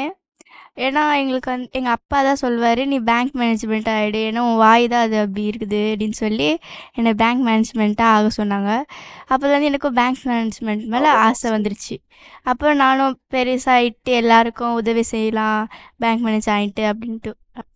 கண்டிப்பாக, நிச்சயமாக. எல்லாரோட எதுவுமே என்ன அப்படின்னா, நம்ம சுகன்யா அவங்க சொன்ன மாதிரி இன்னைக்கு நான் வளர்ந்து வந்த சூழல், அந்த சூழலை வந்து அடுத்த ஒரு தலைமுறைக்கு அதை ஃபுல்ஃபில் பண்ணணும். நாம் பெரும்பாலும் நம்ம எல்லாருமே எதிர்பார்க்கக்கூடிய விஷயம் என்னென்னா, நான் பட்ட கஷ்டத்தையும் துன்பத்தையும் இன்னொருத்தவங்க வாழ்க்கையில் வந்து படக்கூடாது. அப்போ அதுக்கு நான் வந்து என்ன செய்யணும்? ஸோ உங்களோட ட்ரீம்ஸ் எல்லாமே அதை பேஸ் பண்ணி தான் இருக்குது. அப்போ அப்படிங்கிறப்ப நிச்சயமாக உங்கள் வாழ்க்கையில் கடந்து வரப்போ நீங்கள் ஸ்டார்டிங்கில் சொன்ன மாதிரி கடினமான தருணங்கள் அப்படிங்கிற மாதிரி ஒரு சில ஏக்கங்கள் அப்படின்னு சொல்லி இருக்கும். நம்ம நபியா பேசும்போது சொன்னாங்க, எனக்கு அப்பா அம்மா இல்லை அப்படின்னாலும் சில பேரண்ட்ஸை பார்க்க, ஆனால் என்னோட சிஸ்டர்ஸ் அந்த ஃபீலிங்கே எனக்கு என்ன பண்ணலை, கொடுக்கல. என்னை வந்து நான் தனியாக ஃபீல் பண்ணவே விடலை அப்படின்னு சொன்னாங்க. சோஃபியா ஷேர் பண்ணும்போது, சோஃபியாலாம் எனக்கு ரொம்ப பயங்கர ஃப்ரீடம் கொடுக்குறாங்க, நான்லாம் கேட்டால் எனக்கு எதனாலும் நோ சொன்னதில்லை அப்படிங்கிற ஒரு ஃப்ரீடம் இருந்த போதிலும் எல்லாருக்குள்ளேயுமே எல்லாம் கிடைச்சாலுமே எல்லாருக்குள்ளேயும் ஏதோ ஒரு ஏக்கம் அப்படிங்கிற ஒரு உணர்வு இருக்குது. அதே மாதிரி ஒரு சில கோபம் அப்படிங்கிற ஒரு சில உணர்வுகள் இருக்குது. உங்களுக்குள்ள இது வரைக்கும் நீங்கள் இதை ஷேர் பண்ணிருக்கலாம், பண்ணாமல் இருந்திருக்கலாம். ஒருவேளை மேபி இந்த பிளாட்ஃபார்ம் நீங்கள் என்ன பண்ணலாம், யூஸ் பண்ணிக்கலாம். இது என்னுடைய கோபம், அது யார் மீதாக இருந்தாலும் சரி, என் மேலே இருந்தாலும் சரி, நீ இவ்வளோ உட்காந்து இவ்வளோ கேள்வி கேட்டுட்டு இருக்கிற அப்படின்னு சொல்லி என் மேலே இருந்தாலும் சரி. ஸோ அந்த கோபங்கள் ஏக்கங்கள் ஏதாவது உங்களுக்குள்ள நீங்கள் மறைச்சு வச்சிருக்கிறீங்களா? சொல்லுங்க சுகன்யா. ஸோ கோவம்னா அப்பா மேலே சார். ஏன்னா அம்மா இறந்துட்டாங்க எனக்கு ஒரு 2.5 years இருக்கும்போது. அதுக்கப்புறம் ஒரு 6 monthலேயே அப்பா வந்து செகண்ட் மேரேஜ் பண்ணிட்டாங்க. ஸோ அதுக்கப்புறம் பாட்டி தான் வந்து எனக்கு ஒரு ஃபஸ்ட் ஸ்டாண்டர்ட் வரைக்குமே அவங்க தான் ஃபுல்லாக வளர்த்தாங்க. அப்பா வந்து என்னை ஊரில் விட்டுட்டாங்க பாட்டி கூட. அவங்க வந்து செகண்ட் மேரேஜ் பண்ணி அவங்க வந்து சென்னையில் இருந்தாங்க. ஸோ ஒரு நாள் வருவாங்க அப்பா எப்பயாவது, பட் எங்களை வந்து கூட அவங்க வச்சு பார்த்துக்கலையே. அவங்க இன்னொரு லைஃப்பில் இருக்கட்டும், அது வந்து அவங்களோட பர்சனல் சார். ஏன்னா இப்போ வளர்ந்ததுக்கப்புறம் கொடுத்து மேபி அவங்களுக்காக இன்னொரு மேரேஜ் பண்ணியிருக்கலாம், தப்பு இல்லை. பட் எங்களையும் அவங்க பார்த்துக்கணும், ஏன்னா நாங்களும் அவங்களோட குழந்தைங்க தானே. பட் அதை நினச்சி அவங்களோட லைஃப்பை மட்டும்தான் வந்து அவங்க கேரி பண்ணாங்க. ஈவன் எங்களோட ஸ்கூல் டேஸ்லேருந்து இப்போ வரைக்குமே வந்து அப்பா அவர் இருந்து பண்ண வேண்டியது நிறையா இருக்குது சார். பட் அவர் பண்ணலை. அட்லீஸ்ட் ஏதோ ஒரு விதத்தில் அவர் வந்து சப்போர்ட் பண்ணியிருக்கலாம். அட்லீஸ்ட் ஏதோ ஒரு ஸ்டேஜில் அவர் வருவார் அப்படின்னு வந்து நிறைய வாட்டி அவர் மேலே வெயிட் பண்ணி இப்போ வந்து விடே வெறுத்து போயிடுச்சு சார். ஓகே, இதுக்கு மேலே அப்பா நம்மளை தேடி வரவே மாட்டார். ஸோ இவ்வளோ தூரம் நம்ம லைஃப்பில் வந்துட்டு இதுக்கப்புறம் எல்லா ஸ்டேஜும் நம்ம தான் ஃபேஸ் பண்ணோம். அக்கா இருக்காங்க சார். அக்கா வந்து எனக்கு எல்லாமே, அக்கா தான் எனக்கு அம்மா அப்பா மாதிரி. வீட்டில் மேரேஜ் வந்து சிஸ்டர்ஸ் தான் மேக்ஸிமம் சப்போர்ட் பண்ணி எல்லாம் பண்ணாங்க. பட் வீட்டிலேருந்து ஒரு ஆள்னா அக்கா மட்டும் தான் எல்லாமே எனக்காக பண்ணா. ஸோ இது வரைக்கும் எனக்கு அப்பா தான் சார் அவ்வளோ பிடிக்கும். பட் ஆஃப்டர் மேரேஜ் வந்து எனக்கு அப்பாவே பிடிக்கல சார். ஒருவேளை அம்மாவே சாகாமல் நம்ம கூட இருந்திருக்கலாம். ஒருவேளை அப்பா இருந்திருந்தா கூட அம்மா கண்டிப்பாக நம்மளை வந்து இப்படி விட்டுருக்க மாட்டாங்க. ஏதோ ஒரு விதத்தில் அம்மா நமக்கு சப்போர்ட்டிவாக இருந்து பண்ணியிருப்பாங்க. இப்போ நவ்யா சொன்னாங்க அவங்க அப்பா இவ்வளோ தூரம். அப்புறம் இந்த மாதிரி நிறைய அப்பா பார்க்கும்போது சின்ன அம்மா அப்பா ஒரு செகண்ட் நம்மளை பற்றி யோசிச்சிருந்தா இன்னொரு லைஃப் போயிருக்க மாட்டார்ல. ஸோ அப்படி நினைக்காதனால தான் இப்போ நான் நல்லா இருக்கேன் சார். கண்டிப்பாக கடவுளோட அனுகிரகத்தால் நான் நல்லாவே இருக்கேன், நான் இல்லைன்னா சொல்ல மாட்டேன். இருந்தாலும் அந்த செகண்ட் இருந்திருந்தால் இப்போ கடந்து வந்தாச்சு சார். இதுக்கப்புறம் அந்த லைஃப் நம்ம நினச்சா கூட கிடைக்காது. அப்பா கூட விளையாடுறது, சந்தோஷமாக இருக்குது, அந்த செகண்ட்ஸ்லாம் திரும்ப இப்போ வரப்போகிறதில்ல. இப்போ எனக்கும் வந்து கேர்ள் டாக்டர் தான் சார். ஸோ அதனால் நான் இப்போ என் பாப்பா வந்து அவங்க அப்பா கூட விளையாடும்போது நம்ம இந்த ஸ்டேஜஸ்லாம் நம்ம அப்பா கிட்ட மிஸ் பண்ணியிருக்கோம்ல. பட் என் மாமியாருமே என் அம்மா மாதிரி அவ்வளோ நல்லா பார்த்துப்பாங்க சார். நான் ஸ்கூலில் ஒர்க் பண்ணுறேன், ஈவினிங் லேட்டாக தான் போவேன். ஆனால் எங்கள் மாமியார் என் பாப்பாவை அவ்வளோ நல்லா பார்த்துப்பாங்க. என் ஹஸ்பண்டுமே நான் அம்பத்தூர்லேருந்து நான் எக்மோர் வரேன், டெய்லியுமே அவர் தான் நான் கூட்டிகிட்டு வர்றது, பிக்கப் பண்ணது எல்லாமே அவர் தான் சார். அவருக்கும் கஷ்டம் தான், இருந்தாலும் அவர் என் மேலே இருக்க லவ் அண்ட் கேர்னால அது எல்லாமே அவரும் ஹாப்பியாக பண்ணுறாரு. ஸோ இவங்க கிட்ட நான் எதிர்பார்த்து எனக்கு கிடைக்காததெல்லாம் கடவுள் வந்து இந்த லைஃப் மூலயமா எனக்கு வந்து ஃபில் பண்ணுறாரு சார். கண்டிப்பா நிச்சயமா உங்களுடைய Thank you, ஏக்கமும் sir. கோபமும் புரிஞ்சுக்க முடியுது. கண்டிப்பா இங்க யார் சோஃபியா சொல்றீங்களா? உங்களுக்கு உங்களுடைய ஏக்கம் கோபம் யார் மேல என்ன? கோவம்லாம் யார் மேலேயும் வராது சார். ஆக்சுவலி நான் வந்து சின்ன சின்ன விஷயத்துக்கு தான் நான் கோவப்படுவேனே. அவ்வளோவெல்லாம் நான் கோவப்பட மாட்டேன். ஏன்னா எனக்கு எல்லாமே செய்கிறாங்க அப்படின்னும் போது எனக்கு கோவம் வராது. ஆனால் எனக்கு கோவம்லாம் யார் மேலேயும் வராது. கோபம் ஏக்கம் அப்படின்னு ஒண்ணு இல்லை. சூப்பர். ரேகா நீங்க? எனக்கு என்ன கோவம்னா எங்கள் அம்மா எங்களை விட்டுட்டு போயிட்டாங்கன்ற ஒரு கோவமாக இருந்தது. அப்புறம் வந்து போக போக எங்கள் அப்பா வந்து அந்த இதெல்லாம் எங்களை மறக்க வச்சிட்டாரு. அதை பற்றி நினைக்காத பார்த்துக்கிட்டு இருந்தார். ஆனால் என்னென்னா இப்போ கூட எங்கள் அம்மா மேலே எனக்கு இன்னமும் கோவம் இருக்குது. அதில் நவ்யா நீங்க? எனக்கு என்ன கோவம்னா எங்கள் அப்பா மேலே கோவம் இல்லை, எங்கள் அம்மா மேலே தான் எனக்கு கோவம் மோஸ்ட்லி. ஏன்னா அவங்க இருந்திருந்தா இன்னத்துக்கு எனக்கு இந்த நிலைமை வந்திருக்காது. அவங்க பண்ண ஒரு முட்டாள்தனத்தினால இப்போ நான் வந்து ஃபேமிலியே இல்லாமல் தனியாக நிற்கிறேன்னா அதுக்கு அவங்க தான் காரணம். அவங்க அந்த ஒரு செகண்ட் அவங்க அந்த யோசிச்சிருந்தாங்கன்னா இன்னத்துக்கு நான் அந்த நிலைமையில இருந்திருக்க மாட்டேன். ஸோ எனக்கு அவங்க மேலே தான் ரொம்ப கோவம். ஓகே. ஃபைனலி தீபா நீங்க, உங்களுக்கு யார் மேல கோவம் ஏக்கம் எதுவும் இருக்குதா? தனிப்பட்ட ஏக்கம் கோவம் எதுவும் கிடையாது. இப்போ நம்ம ஒரு இடத்துல இருக்கோம், ஒரு பெண் அப்படின்னா அதுக்கு வந்து ஈக்குவாலிட்டி எல்லாருக்கும் தரணும் ஃபர்ஸ்ட் ஆஃப் ஆல். இப்போயுமே இருக்குது, ஈக்குவாலிட்டி பேசுகிறாங்க. பட்டு ஒரு ஆண் தான் பெரியவங்க அப்படின்றத இப்போவுமே வந்துட்டு இருக்குது, இல்லாமல் இல்லவே இல்லை. ஸோ ஒரு பெண் தனியாக வளர்ந்து வர்றாங்கன்னா அவங்க பண்ணுறது வந்து திமிரு அப்படிலாம் கிடையாது. அவங்களுடைய ஒரு விதத்தில் அவங்க வளர்ந்துருப்பாங்க. அவங்க பண்ணுறது நம்மளுடைய எப்படி சொல்கிறது, எதிரொலிப்பு வந்து அவங்களுக்கு வந்து நம்ம வந்து திமிராக இருக்கும் அப்படின்ற மாதிரி இருக்கும். பட் அது உண்மை கிடையாது. அது ஒரு 5 செகண்ட்ஸ் இல்லைன்னா ஒரு கொஞ்சம் அவங்க கூட எப்படி நீங்கள் ட்ராவல் பண்ணுறீங்க அப்படின்னா, இதை நான் எல்லாருக்கும் சொல்கிறேன், எனக்காக மட்டும் சொல்லலை. அதை வந்து கொஞ்சம் அண்டர்ஸ்டாண்ட் பண்ணிவிட்டு நம்ம பேசணும். எடுத்த உடனே ஒருத்தவங்களை வந்து கஷ்டப்படுத்தக்கூடாது. இது வந்து எனக்கு மட்டும் இல்லை, நார்மலாகவே ஒரு இடத்துல நம்ம இப்போ ஈவன் எங்கே போனாலுமே ஒரு இடத்துல நம்ம பேசுகிறோம் பண்ணுறோம் அப்படின்னா ஒரு பெண்ணை வந்து மதிக்கிறோம் அப்படின்னு நம்ம வந்து பேசிகிட்டு இருக்கோம். பட் அது இருக்குதான்றது எல்லாரோடைய மனசுலையும் ஒரு நிமிஷம் யோசிக்கணும். அது மட்டும்தான். வேற தனிப்பட்ட யார் மேலேயும் கோபமும் கிடையாது, எதுவும் கிடையாது. கண்டிப்பா தீபா, எல்லாருமே நீங்க சொல்லக்கூடிய அந்த ஏக்கங்கள் கோபங்கள் எல்லாருக்குள்ளே இருக்கக்கூடிய ஒரு விதமான உணர்வின் வெளிப்பாடு. நிச்சயமா நம்ம பல நேரங்கள் இதெல்லாம் யார்ட்டையும் நம்ம ஷேர் பண்ணியிருக்க மாட்டோம். ஷேர் பண்ணுறதுக்கு நிறைய விஷயங்கள் இருக்குது. இப்போவுமே நீங்கள் எல்லாமே 100% எல்லாரும் நம்ம பகிர்ந்துக்கிட்டோமா அப்படின்னு கேட்டால் நிச்சயமாக கிடையாது.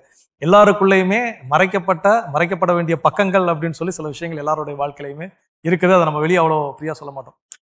ஆனால் நம்முடைய ஆண்டவர் இயேசு கிறிஸ்து சொல்லக்கூடிய செய்தி பல நேரங்கள் என்ன அப்படின்னா, உங்களை சபிப்போருக்காக ஆசி கூறுங்கள் அப்படின்னு சொல்லியிருக்காரு. உங்கள் பகைவருக்காக இறைவனிடம் வேண்டுங்கள். ரொம்ப ரொம்ப டஃபஸ்ட் ஜாப். நம்ம எல்லாரும் கிறிஸ்தவன் சொல்லிக்கிறோம், இன்க்ளூடிங் மீ. நானுமே பல நேரங்கள் என்னன்னா, இயேசு கிறிஸ்து சொன்ன விஷயங்கள் எதெல்லாம் செய்யறதுக்கு நமக்கு ஈஸியா இருக்குதோ, நான் வந்து அன்பு செய்யறேன் அப்படின்னு ஒருத்தர்கிட்ட சொல்றதோ, அது மாதிரி சொல்றதுக்கும் செய்யறதுக்கும் சிம்பிளான விஷயத்த நம்ம என்ன பண்றோம், செஞ்சுக்கிட்டு நான் கிறிஸ்தவன் சொல்லிக்கிறோம். எது அவர் வந்து உண்மையாவே ஃபாலோ பண்ண சொல்லி சொன்னாரோ அந்த விஷயத்த நம்ம செய்யறதுக்கு என்ன பண்றோம் அப்படின்னா, நம்ம கடினப்பட்டு கொள்கிறோம். நம்ம பகைவரை அன்பு செய்யறதுக்கு, நம்மளை திட்டுறவங்களுக்காக நம்ம ப்ரேயர் பண்ணிக்கிறதெல்லாம் அவ்வளோ சீக்கிரத்தில் யாரும் வராது. யாராவது நம்மளை போய் திட்டுறவங்களை போயிட்டு காட் பிளஸ் யூ நம்ம சொல்லுவோமா? வாய்ப்பில் நம்ம பதிலுக்கு சரிமலுக்கு என்ன பண்ணோம் அப்படின்னா சண்டைக்கு நிற்கும். ஸோ உங்களுடைய ஏக்கங்கள், உங்களுடைய அந்த கோபங்கள் நியாயமானது, அதிலலாம் அதில் இது சரியில்லை அப்படின்னா எதுவும் சொல்றதுக்கு ஒன்றுமே கிடையாது. இருந்த பதிலும் நம்ம வந்து எல்லாருக்கும் முன்மாதிரி. ஏன்னா இன்னைக்கு நிகழ்ச்சி பார்த்து எல்லாருமே உங்ககிட்ட இருந்து நிறைய படிப்பினைகள், ஃபார் எக்ஸாம்பிள் சுகன்யா சொன்னது போல, எனக்கு இன்னைக்கு ஆர்ஃபனேஜ் நான் போய் அங்கே இருக்கக்கூடிய குழந்தைகளை என் குழந்தைகள் போல நான் வீடுகளுக்கு என்ன பண்ணுவேன், அவங்களோட விடுமுறைக்கெல்லாம் கூட்டிட்டு வரணுங்கிற ஒரு புதிய சிந்தனை, புதிய எண்ணத்தை இன்னைக்கு விதைச்சிருக்கிறீங்க. இன்னைக்கு நிகழ்ச்சி பார்த்துக்கூடிய எத்தனையோ லட்சக்கணக்கான மக்கள் மத்தியில் அட்லீஸ்ட் ஒரு 2 பேருக்குள்ள அது ஒரு தூண்டுதலை எழுப்பி அவங்க இனி வர இருக்கக்கூடிய விடுமுறை அப்படி கழிச்சாங்க, அவங்களுக்குள்ள ஒரு மாற்றம் உண்டு பண்ணிட்டாலே அதுதான் ஒரு பெரிய சமுதாய மாற்றமாக மாறும். அப்படி ஏகப்பட்ட படிப்பினைகள் இன்னைக்கு எதை செய்யணும் எதை செய்யக்கூடாது, இன்னொருத்தருடைய பெர்ஸ்பெக்டிவ்ல இருந்து நம்ம பார்க்கணும் அப்படிங்கிறத இன்னைக்கு உங்ககிட்ட பகிர்ந்து கொண்ட பிறகு நானே நிறையா அதை உணர்ந்திருக்கிறேன். எப்போ நம்ம என்னன்னா, நம்மளுடைய நோக்கங்கள்னா எனக்கு என்ன பிடிக்கும் எனக்கு என்ன பிடிக்காது, அதுதான் பலருடைய விருப்பு வெறுப்புகளாக இருக்கின்றது. ஆனா அதையும் தாண்டி இன்னைக்கு நான் ஒரு முடிவு எடுக்கிறேன்னா அது என்னை தாண்டி இன்னொருத்தர் என்ன பாதிக்க போகுது, அப்போ அந்த முடிவை நான் எடுக்கலாமா வேண்டாமா, இன்னொருத்தருடைய கண்ணோட்டத்துல இருந்தும் நான் சிந்திக்க வேண்டும் அப்படிங்கிறத உங்களுடைய பகிர்வுகள்லாம் கொடுத்துருக்கு. இந்த நேரத்தில் ஒரே ஒரு விஷயம் பண்ணல, எல்லாருக்கும் கோவம் இருக்குது, எனக்கும் நிறைய பேர் மேலெல்லாம் கோவம் இருக்குது. நம்ம எல்லாம் ஒரு செகண்ட் கண்ணை மூடி உட்காந்து ஒரு 30 செகண்ட் கண்ணை மூடி உட்காந்து யார் மேலெல்லாம் நம்ம கோவப்படுறோம், அதில் எல்லாரையும் லிஸ்ட் போட முடியாட்டினாலும் அட்லீஸ்ட் ஒரு டாப் 3 அவங்கள சூஸ் பண்ணிட்டு இன்னைக்கு நான் அவங்கள மனசார நான் மன்னிச்சிட்டேன். நீங்க எனக்கு எவ்வளவு பெரிய கெடுதல் பண்ணியிருந்தாலும் சரி, நீங்க எனக்கு எவ்வளவு பெரிய நீக்க முடியாத ஒரு வடுவை கொடுத்திருந்தாலும் எனக்கு சரி, இன்னைக்கு நான் அதை மன்னிச்சிட்டேன் அப்படின்னு மன்னிச்சிடலாமா? கடினமான ஒண்ணுதான். முயற்சி பண்ணி பார்ப்போம். ஒரு 30 வினாடிகள் கண்ணை மூடி நம்ம எதுக்காக யாரை மன்னிக்கணும் அப்படிங்கிறத கொஞ்சம் சிந்திச்சு பார்ப்போம். ஓகேங்களா?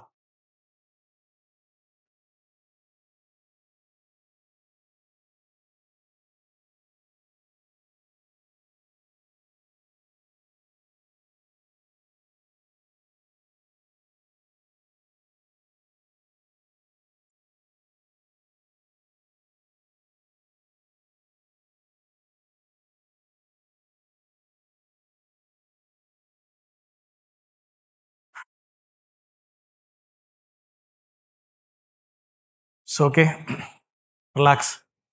ஸோ ஃபைனலி நம்ம ப்ரோக்ராமுடைய ஒரு எண்டிங் வந்தாச்சு. கிட்டத்தட்ட ஒரு சின்ன சின்ன கேம்ஸ் அப்படி உங்களுடைய ஷேரிங்ஸ், அந்த ஷேரிங்ஸ்லாம் நிச்சயமாக நிறைய பேருக்கு வந்து ஒரு மிகப்பெரிய பாடங்களை படிப்பினையெல்லாம் கொடுத்துருக்குது.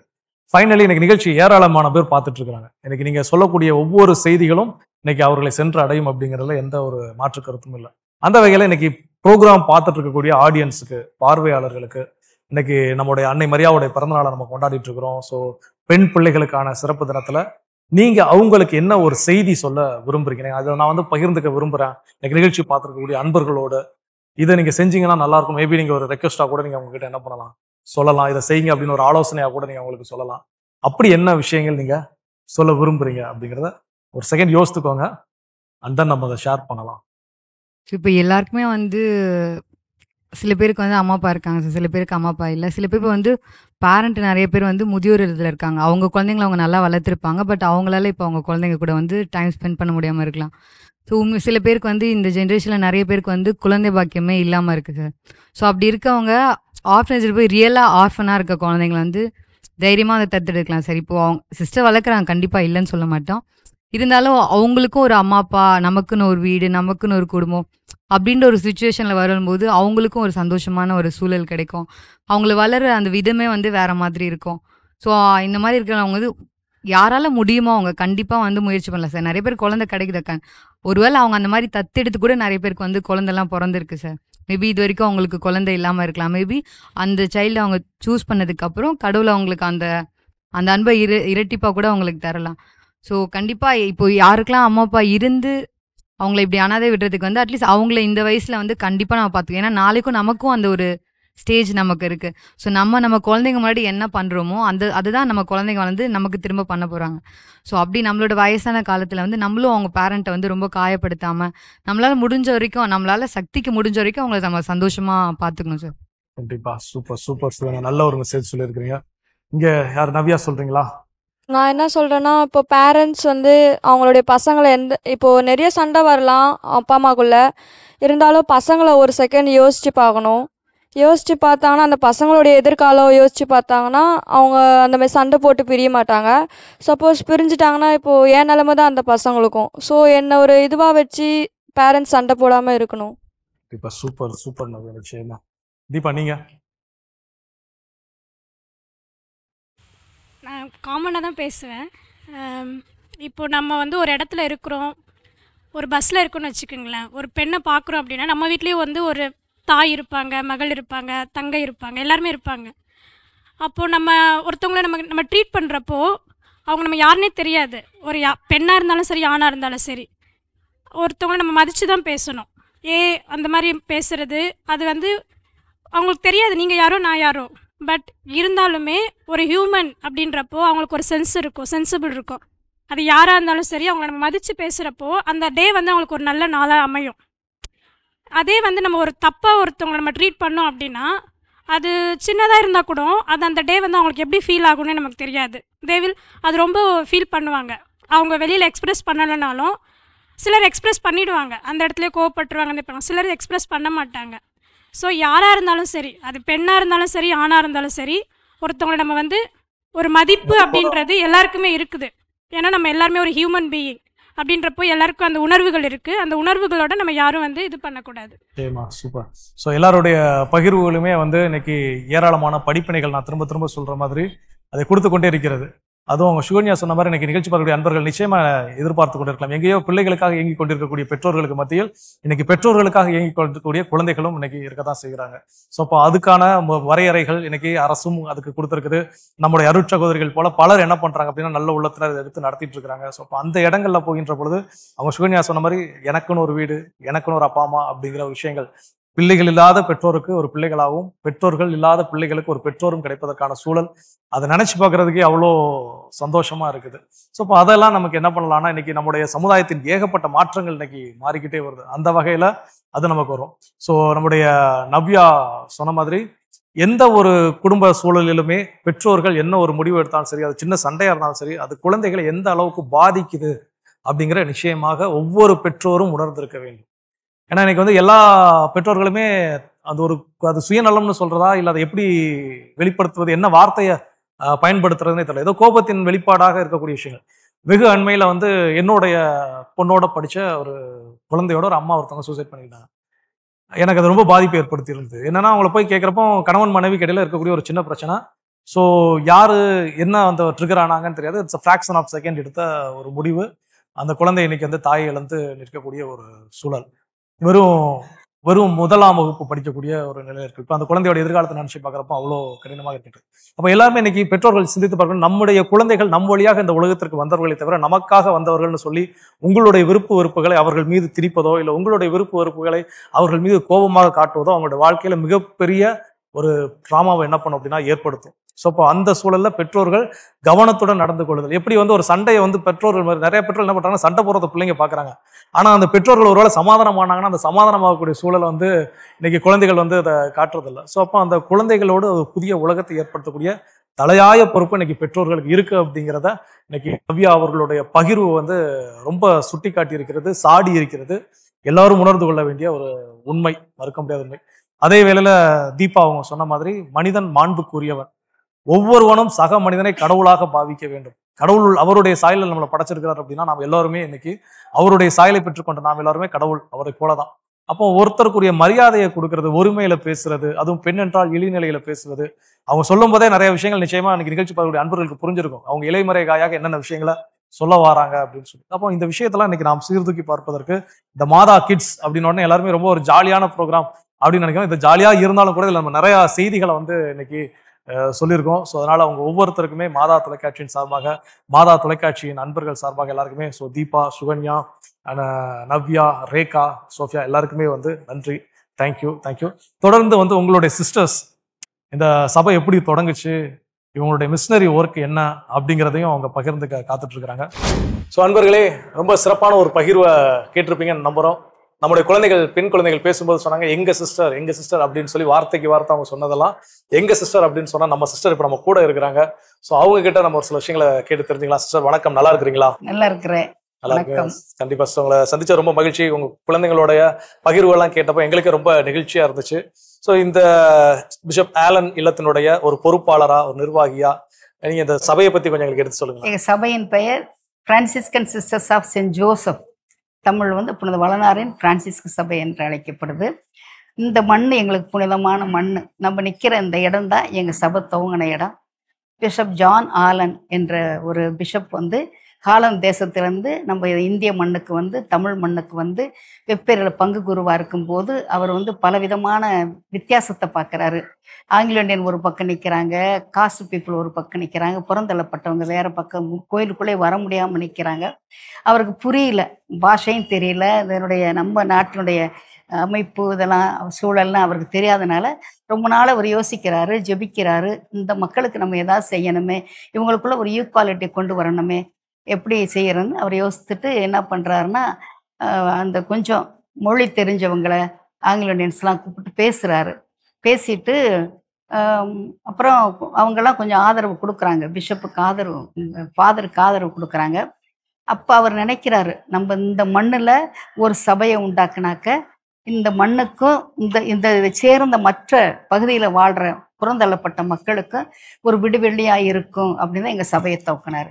எங்கள் சபையினுடைய விருது வாக்கே தாழ்த்தப்பட்ட மற்றும் ஒடுக்கப்பட்ட பெண்கள், சிறப்பாக பெண் குழந்தைகளின் விடுதலையை நோக்கி என்று அவர் தெளிவாக அன்னைக்கே எங்கள் சபைக்கு ஒரு பெரிய அடித்தளத்தை வித்திட்டார். அந்த விதை தான் இன்னைக்கு இந்த மண்ணில் விதைக்கப்பட்டுச்சு. இன்னைக்கு பல இடங்கள்ல நாங்கள் ஏறக்குறைய 150 இடங்கள்ல நாங்கள் இருந்து சகோதரர் அங்கங்கே எங்களுடைய இறை எங்க சபை உண்டாக்குனவருடைய தனி வரத்தோட நாங்கள் ஒத்துழைக்கிறோம். நிச்சயமா சிஸ்டர், நீங்க உங்களுடைய பகிர்வை கேட்கும் போதே அவங்களுடைய ஃபவுண்டர் பிஷப் ஆலன் அவர்கள் எந்த நோக்கத்திற்காக நீங்க சொன்னீங்க, அந்த விருது வாக்கு விளிம்பு நிலை மக்கள், தாழ்த்தப்பட்ட மக்கள் அவங்களுக்காக அது குறிப்பாக பெண் குழந்தைகளுக்கான பணியை சிறப்புற செஞ்சுட்டு இருக்கீங்க அப்படிங்கிறதா இப்போ நம்ம பேசுறதுக்கு முன்னாடி உங்களுடைய குழந்தைகளுடைய பகிர்வே அதுக்கு என்ன அப்படின்னா சாட்சியாக இருக்குது. அந்த வகையில் இங்கேருந்து வளர்ந்து சென்ற எத்தனையோ பேர் இருக்கிறாங்க, நிறைய பேர் இங்கே படிச்சிருக்கிறாங்க, இன்னும் படிச்சுட்டு இருக்கிறாங்க, இன்னும் நிறைய நல்ல நிலைக்கு வர இருக்கிறாங்க. ஸோ உங்களுடைய பணி மேலும் சிறக்கட்டும் சிஸ்டர், எங்களுக்கு எடுத்து சொல்லியிருக்கிறீங்க. ஸோ மாதா தொலைக்காட்சி அன்பர்கள் ஒவ்வொருவரும் நிச்சயமாக உங்களுடைய பணிக்காகவும் உங்கள் ஒவ்வொருவருக்காகவும் கண்டிப்பாக ஜெபிப்பாங்க, நாங்களும் ஜெபிச்சுக்கிறோம். ரொம்ப நன்றி சிஸ்டர், தேங்க்யூ. ரொம்ப நன்றி சிஸ்டர். ஆல்ரெடி நம்முடைய பிஷப் ஆலன் ஹோமுடைய இன்சார்ஜ் சிஸ்டர் நம்முடைய சபை வரலாறு என்ன அதை பற்றி நிறைய விஷயங்கள் பகிர்ந்துக்கிட்டாங்க. இப்போ நீங்கள் நம்மளுடைய மிஷினரி ஒர்க் இன்னைக்கு நிறையா குழந்தைங்க அவங்களோட ஷேரிங்ஸ் எல்லாம் இன்னைக்கு நாங்கள் கேட்டோம், ரொம்ப சந்தோஷமாக இருந்துச்சு. அவங்க எங்கள் சிஸ்டர் அப்படின்னு சொல்லக்கூடிய அந்த உரிமை அப்படிங்கிறது சாதாரணமாக வரக்கூடிய விஷயம் இல்லை. அப்போ உங்களுடைய பணி ரொம்ப மகத்தான ஒரு பணி. அப்போ அதை பற்றி கொஞ்சம் சொல்லுங்கள் சிஸ்டர். அனைவருக்கும் வணக்கம். முதல்ல நான் எல்லாம் இறைவனுக்கு நன்றி சொல்கிறேன். ஏன்னா எங்களுடைய சபையோட நிறுவனரோட புனிதர் பட்டத்துக்காக நாங்கள் இந்த நாட்களில் திட்டங்கள் திண்டிருக்கிறதுல அவருடைய செயல்கள், அவருடைய பணிகளை பற்றி இந்த மாதா டிவியில் பேசுறதுக்கு வாய்ப்பு கொடுத்த மாதா டிவி இயக்குனர், அவங்க டீம் எல்லாருக்கும் எங்கள் சபை தலைமை அன்னை எம் ஆரோக்கியம் அவர்களின் சார்பாக நன்றிகளை தெரிவித்துக் கொள்கின்றோம். எமது சபையின் தனிவரம் அப்படின்னு சொல்லும்போது தாழ்த்தப்பட்ட மற்றும் ஒடுக்கப்பட்ட மக்களின் தோழமையில் சிறப்பாக பெண்கள் மற்றும் பெண் குழந்தைகளின் முழு விடுதலை நோக்கி செயல்படுவது. இந்த ஒரு தாகத்தை எங்கள் சபை நிறுவனர் தந்தை ஜான் ஆலன் மனதில் கொண்டு அவருடைய துணிந்த முயற்சி, அவருடைய ஆணிவேரான எதிர்நோக்கு, தொலைநோக்கு பார்வை, சிந்தனையின் சீரிய தீரம், எதற்கும் யாருக்கும் அடிபணியாத ஒரு பணியோட தாகம், அந்த தாகம்தான் அவரை ஏழை எளிய பெண் குழந்தைகளுக்கு ஒரு ஆறுதலாக இருக்க செய்தது. ஒடுக்கப்பட்ட மக்களுக்காக, அவர்களின் நல்வாழ்வுக்காக உழைக்க செய்தது. தாழ்த்தப்பட்ட மக்களின் உரிமைக்காக போராட செய்தது. அந்த ஒரு போராட்டத்தை நாங்கள் எங்களுடைய வாழ்க்கையில் அங்கே தொடர்ந்து செய்யணுன்றதுக்காக பெண்கள் மற்றும் பெண் குழந்தைகளுக்காக, சிறப்பாக பெண் குழந்தைகள் அப்படின்னு பார்த்தீங்க அப்படின்னாக்க கடந்த 140 வருடங்களாக அவர்களுக்கு குழந்தைகள் காப்பகங்கள் வச்சு சிறப்பாக அனாதை குழந்தைகளுக்கு, அப்புறம் செமி ஆர்பன், தாழ்த்தப்பட்ட ஒடுக்கப்பட்ட பெண் குழந்தைகளுக்கு ஏறக்குறைய 20 குழந்தைகள் காப்பகங்கள் நான் வச்சுருக்கோம். ஒவ்வொரு வருஷம் பார்த்தீங்க அப்படின்னு சொன்னால் எங்கள்கிட்ட குறைந்தது 2500 பிள்ளைகள் படிக்கக்கூடிய குழந்தைகள் காப்பகங்கள் எங்கள்கிட்ட இருக்குது. நாங்கள் முதன்மையான நோக்கம் அப்படின்னு சொல்லும்போது முதலிடம் கொடுக்கறது அப்படின்னு யாருனாக்க ஆர்ஃபனேஜ் பிள்ளைகள் தான். இன்றைக்கி எங்கள் பிள்ளைங்க அதை ஷேர் பண்ணது எங்களுக்கு ரொம்ப டச்சிங்காக இருந்துச்சு. ஏன்னா எங்கள் நிறுவனரே இங்கே இறங்கின மாதிரி, நிறுவனர் தொடங்கின இடம் இது. அந்த இடத்துல அந்த பணிகளை பகிர்ந்து கொண்டது எங்களுக்கு ரொம்ப சந்தோஷமா இருந்துச்சு. அதை எப்படி வெளிப்படுத்துறது அப்படின்னு சொல்லி தெரில. அதனால மீண்டும் ஒரு முறை மாதா டிவிக்கு நன்றி சொல்றோம். குறிப்பா எங்க சபையோட நிறுவனர் எப்போதுமே அவருடைய கண்கள் வாழ்வின் நிஜங்களுக்காக திறந்திருக்கும். அந்த ஒரு இதை நாங்கள் மனதில் கொண்டு காலத்தின் அறிகுறிகளுக்கு ஏற்ப, காலத்தின் மாற்றத்திற்கு ஏற்ப ஒரு 2 வருஷத்துக்கு முன்னாடி எங்களுடைய சபை தலைமை ஆரோக்கியம் அவர்கள் ஒரு முடிவெடுத்தாங்க. சிறைச்சாலையிலிருந்து வருகின்ற இளம் பெண்கள், அதாவது 18 வயசுக்கு மேலே உள்ள குழந்தைங்களை, பெண் குழந்தைங்களை எடுத்து அவங்கள காலேஜில் படிக்க வச்சு அவங்களுக்கு ஒரு உயர்கல்வி கொடுத்து அவங்க ஃப்யூச்சர் நல்லா கொண்டுன்றதுக்காக ஒரு 3 வருடங்களுக்காக நாங்கள் இதை செஞ்சிட்ருக்கோம். குறிப்பாக ஒரு சில பிள்ளைங்க தரங்கம்பாடியில் படிக்கிறாங்க, ஏலகிரியில் படிக்கிறாங்க, வெள்ளூர் அக்ஸீலியத்தில் படிக்கிறாங்க. எங்களுடைய ஓன் காலேஜ் மதுரையில் சிங்கமுனரில் இருக்குது. அப்போ நாங்கள் படிக்க வச்சுட்ருக்கோம். ஏறக்குறைய 20 குழந்தைகள் படிக்கிறாங்க. அந்த பிள்ளைங்க எல்லாருமே ரொம்ப பாதிக்கப்பட்ட குழந்தைங்க, அனாதைங்க, கைவிடப்பட்டவர்கள், செமி ஆர்பன்ஸும் அதில் இருக்கிறாங்க. அதனால இப்படிப்பட்ட ஒரு பணிகளை எங்கள் சபை செய்கிறது அப்படின்னு சொல்லும்போது எங்களுக்கு ரொம்ப சந்தோஷமா இருக்கு. கண்டிப்பா சிஸ்டர், கேட்குற எங்களுக்குமே ரொம்ப மகிழ்ச்சியா இருக்குது. இவ்வளோ பணிகள் யாரும் நினைச்சு பார்க்க முடியாத ஒரு சில விஷயங்கள், குறிப்பா ஆர்ஃபன்ஸ், யாரும் இல்லாதவர்கள், கைவிடப்பட்டவர்கள், சிங்கிள் பேரண்டோடைய சைல்டு, அதுவும் நீங்க இப்ப புதுசா எடுத்துக்கக்கூடிய அந்த புதிய இனிஷியேட்டிவ் ரொம்ப ரொம்ப அற்புதமானது. ஏன்னா சிறைச்சாலையில இருந்து வெளியே வந்தவங்களுக்கு வாழ்க்கை இருக்குதா இல்லையா மிகப்பெரிய ஒரு கேள்விக்குறி. அப்போ அப்படிப்பட்ட இளம் பெண்களை தேர்ந்தெடுத்து அவர்களுக்கு ஒரு கல்வியை கொடுக்கறது ரொம்ப சிறப்பான பணிகளை செஞ்சுட்டு இருக்கிறீங்க. So Franciscan sisters of saint Joseph's ரொம்ப சிறப்பான பணியை செஞ்சுட்டு இருக்கீங்கன்னு இன்னைக்கு மாதா கிட்ஸ் நிகழ்ச்சி வாயிலாக இன்னைக்கு உலகம் முழுவதும் உள்ள தமிழ் பேசும் அன்பு உள்ளங்களுக்கு தெரிஞ்சிருக்குது. ஸோ உங்களுடைய பணி சிறக்கட்டும் சிஸ்டர். நாங்களும் உங்களுக்காக ப்ரேயர் பண்ணிக்கிறோம். மாதா தொலைக்காட்சி அன்பர்கள் ஒரு சார்பும் உங்கள் பணி சார்பும் நன்றி சிஸ்டர். நன்றி. தேங்க்யூ. அன்பர்களே, இன்னைக்கு மாதா கிட்ஸ் நிகழ்ச்சி உங்களுக்கு ஒரு புதிய படிப்பினையும் புதிய சிந்தனையும் கண்டிப்பா கொடுத்துருக்கும் அப்படின்னு நான் நம்புறேன். நிச்சயமா இது நம்முடைய வாழ்வில் ஒரு மிகப்பெரிய மாற்றத்தின் தொடக்கமாக இருக்கும். இன்னைக்கு ஒரு மகிழ்ச்சியின் நாள், அன்னை மரியாவுடைய பிறந்தநாள் நம்ம கொண்டாடிட்டு இருக்கிறோம். நான் ஏற்கனவே நிகழ்ச்சியின் தொடக்கத்துல சொன்ன மாதிரி கத்தோலிக்க திருவையானது இன்னைக்கு பெண் குழந்தைகளுக்கான ஒரு சிறப்பு நாள் அனுசரிக்குது. ஸோ அதை நம்ம இன்னைக்கு ஒரு கேக் கட் பண்ணி நம்ம கொண்டாட இருக்கிறோம். இன்னைக்கு ரொம்பவே பொருத்தமா பாத்தீங்கன்னா இன்னைக்கு தன்னுடைய அனுபவங்களை பகிர்ந்துக்கிட்ட நம்முடைய குட்டி பாப்பா ரேகா இன்னைக்கு அவங்களோட பிறந்தநாளை வந்து கொண்டாடுறாங்க. ஸோ அதனால ரேகா இன்னைக்கு கேக் கட் பண்ணி எல்லாரும் அதை நம்ம செலிப்ரேட் பண்ணலாம். எல்லாரும் சேர்ந்து ரேகாக்காக நம்ம ஹாப்பி பர்த்டே சாங் பாடலாமா? Happy birthday to you, happy birthday to you, happy birthday to you Mada kids, happy birthday to you, may God bless you, may God bless you, may God bless you dear Reka, happy birthday to you. அன்பர்களே, மற்றும் ஒரு சிறப்பு நிகழ்ச்சியில் உங்களை சந்திக்கிறோம். அதுவரை உங்களிடமிருந்து விடைபெறுகின்றோம். இயேசுவுக்கே புகழ், இயேசுவுக்கே நன்றி, மரியே வாழ்க.